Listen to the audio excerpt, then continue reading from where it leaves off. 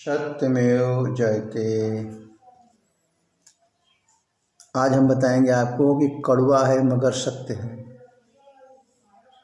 क्योंकि आप ही अपने शरीर के डॉक्टर हैं और आप ही अपने शरीर को मरीज में बदल देते हैं, यानी रोगी हो जाते हैं। दोनों के कारण आप स्वयं ही हैं। इसी चीज़ पे आपको पूर्ण विश्वास होना चाहिए और यही सत्य है। इसी सत्य को हम आपको बताने की पूर्ण रूप से कोशिश कर रहे हैं, ताकि आप उस चीज़ को समझें और समझने के बाद अपनी जो उसमें गलतियां हो रही हैं उन चीज़ का सुधार करें। क्योंकि अगर हमें सफल होना है, हमें अगर किसी चीज़ में सफलता प्राप्त करनी है, तो हमें सत्य को स्वीकार करना ही पड़ेगा।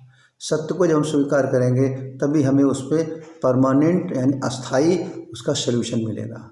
और कभी कभी हम क्या करते हैं, असत्य को भी सत्य मान बैठते हैं और उससे हमें थोड़ा सा क्षणिक थोड़ी सफलता तो मिलती है, लेकिन वो टेम्परेरी रहती है और जिससे कि बाद में हम फिर उसमें दुखी हो जाते हैं, असफल हो जाते हैं। क्योंकि आप जानते हैं कि हर मानव पैसा जो कमाता है बड़ी कठिनाई से कमाता है, बड़ी मेहनत से कमाता है, वो चाहे जिस स्तर का हो, लेकिन हम अपनी कमाई का कम से कम 50% तो एकदम निश्चित समझ लीजिए कि दवा में खर्चा कर देते हैं। कभी कभी गंभीर रोग हो जाते हैं तो 60 से 70%, 80% और बड़े लोग होते हैं तो जितनी कमाई होती है 100% ख़त्म हो जाती है और इसके बाद हम थोड़े कर्जदार भी होते हैं, लेकिन फिर भी हम रोग से मुक्त नहीं हो पाते हैं। इसके पीछे कुछ तो कारण है ना। वही कारण ही हम आपको बता रहे हैं कि आप स्वयं या आप ही डॉक्टर भी हैं, आप ही मरीज भी हैं। अगर आप इस चीज़ को जान जाएं कि हम मरीज कैसे हैं। कार्य तो हम सब कर रहे हैं, अच्छे से जी रहे हैं, अच्छा से कमा रहे हैं, अच्छा से पद है, लेकिन फिर भी हम कहते हैं कि हम मरीज कैसे हैं। और बिल्कुल हम मरीज, यही सत्य है।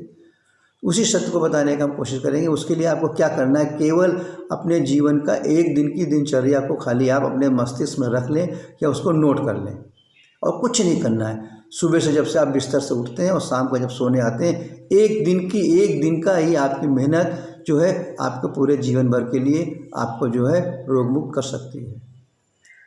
तो हम शुरू करते हैं कि पहला मान लीजिए कि जब आप सुबह उठते हैं तो सबसे पहले पानी पीते हैं। कुछ लोग तो पानी पीते हैं, कुछ लोग जो क्या करते हैं सिगरेट पीते हैं, कुछ लोग चाय पीते हैं, कुछ लोग काफ़ी पीते हैं, कुछ लोग सुबह सुबह पुड़िया खाते हैं। इस तरह का सुबह के बाहर उठते ही लोग सेवन करने लगते हैं।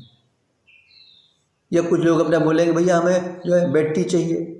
इसके बाद जब नाश्ते का नंबर आता है तो नाश्ते में लोग क्या करते हैं, कुछ लोग तो फल खा रहे हैं, कुछ अंडे खा रहे हैं, कुछ आमलेट खा रहे हैं, कुछ ब्रेड खा रहे हैं, कुछ लोग बिस्किट खा रहे हैं, कुछ लोग दाल मोठ खा रहे हैं, कुछ लोग चाय पी रहे हैं, कुछ लोग काफ़ी खा रहे हैं, कुछ सारी काफ़ी पी रहे हैं, कुछ लोग जूस पी रहे हैं, कुछ लोग पैक फूड पी रहे हैं, कोई लोग ड्रिंक्स कोल्ड ड्रिंक्स पी रहे हैं, कोई सुबह सुबह ड्रिंक्स भी ले रहे हैं। इस तरीके से वो सुबह का नाश्ता जो है लेते हैं। अब दोपहर खाने में आप आ जाइए। दोपहर में कुछ लोग जो होते हैं घर का खाना बना के ले जाते हैं, कुछ लोग बाहर होटल में खा लेते हैं, कुछ लोग वहाँ छोटे छोटे ठेले होते हैं उसके अंदर खा लेते हैं। फिर इसके बाद शाम जब होती है तो शाम के बाद जब रात का खाना है तो घर में खाते हैं या वहीं से पैक करा के लेके आते हैं, या दोनों पति पत्नी या बच्चों को लेकर के होटल चले जाते हैं। इस तरीके से हमारी दिनचर्या रहती है। नॉर्मल अगर आप देखें परसेंटेज ही आपको मिलेंगे।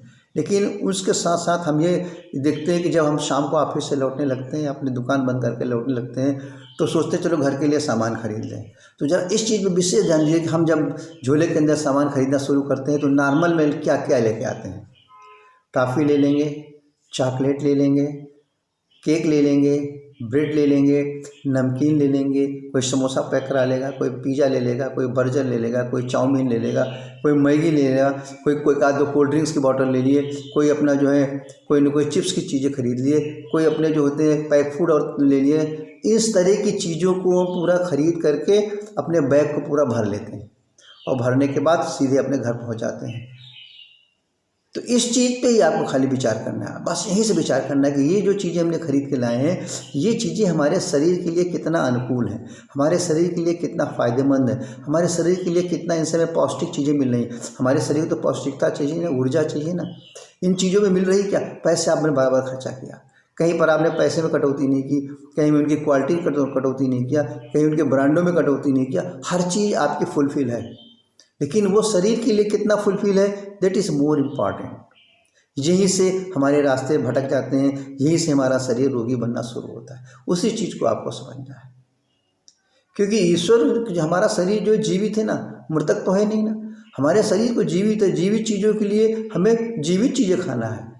मृतक चीज़ों के लिए अगर हम मृतक खाएंगे तो जीवित चीज़ हमारी धीरे धीरे मृतक की तरफ चली जाएगी। यानी हमें लिविंग फूड खाना है, नॉन लिविंग फूड नहीं खाना है, यानी डेड फूड नहीं खाना है।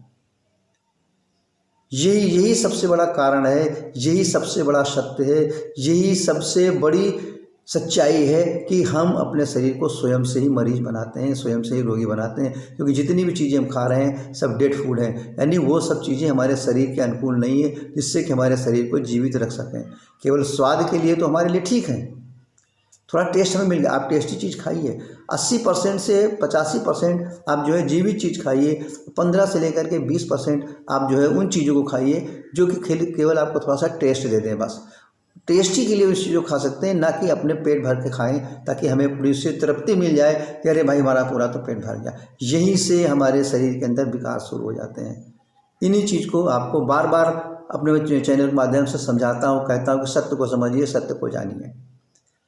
प्रकृति की चीज़ों को जिस तरीके से दिया है उस चीज़ों को प्रकृति ने हमें उसको प्रोसेस, क्योंकि हम जितनी भी चीज़ें प्रकृति की हैं उनको सब प्रोसेसिंग रूप में खाते हैं। फॉर एग्जांपल हम चना खा रहे हैं, चने को क्या करेंगे, उसका बेसन बनवा देंगे, बेसन बनाएंगे तो उसके अंदर पौष्टिकता कम हो जाएगी। फिर उसके अंदर हम पकौड़ी बनाएंगे, समोसा बनाएंगे, कढ़ी बनाएंगे, जो भी बेसन के आइटम बनते हैं उनको बनाएंगे, तो वो चीज़ हमारी टेस्टी तो हो गई, लेकिन हमारा 100% मृतक खून हो गया, यानी हमारा 100% डेड फूड हो गया। उसी तरीके से ईश्वर ने हमें प्रोसेसिंग करने के भी 2 रास्ते बताए हैं कि हमारी बनाई हुई चीज़ को शरीर के लिए 2 तरह से आप प्रोसेसिंग करके खाएंगे तो अब भी आपके शरीर के अनुकूल रहेगी। पहले तो किसी भी तरह की बीज वाली चीज़ खा रहे हैं तो हम उसको भिगो दें पानी में, 3 घंटे 4 घंटे 5 घंटे 6 घंटे में एकदम साफ़ हो जाएगी। और साथ साथ में क्या होगा कि उसके अंदर जो टॉक्सिन चीज़ें होंगी, उसके अंदर जो एसिडिक चीज़ें होंगी, उससे हमारा पानी एब्जॉर्ब कर लेगा। पहली विधि तो ये हो गई।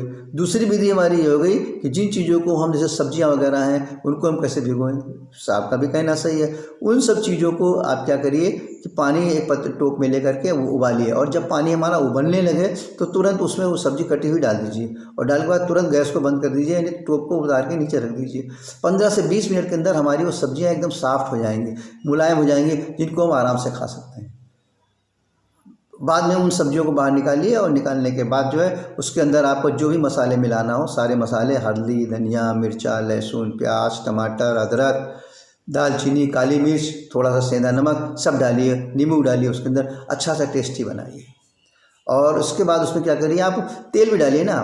कौन सा तेल डालिए आप, कोल्ड प्रेस ऑयल या वर्जिन ऑयल, चाहे आपका वो मस्टर्ड ऑयल हो, सरसों का तेल हो, चाहे आपका कोकोनट ऑयल हो, नारियल का तेल हो, चाहे आपका तिल का तेल हो, चाहे आपका पीनट हो, मूंगफली का तेल हो, जिस तरह का तेल आप खा रहे हैं उस तेल को कच्चा बिना तेल किसी आग में पकाए हुए 1 ढक्कन 2 ढक्कन यानी 10 से 15 ml तक आप उसको डाल दीजिए। आपका सब चीज़ें तो कंप्लीट हो गई, आपने मसाले भी डाल दिया, तेल भी डाल दिया, सारा स्वाद तो आपका हो गया। क्या जरूरी कि उस चीज़ को पका के ही खाएँ?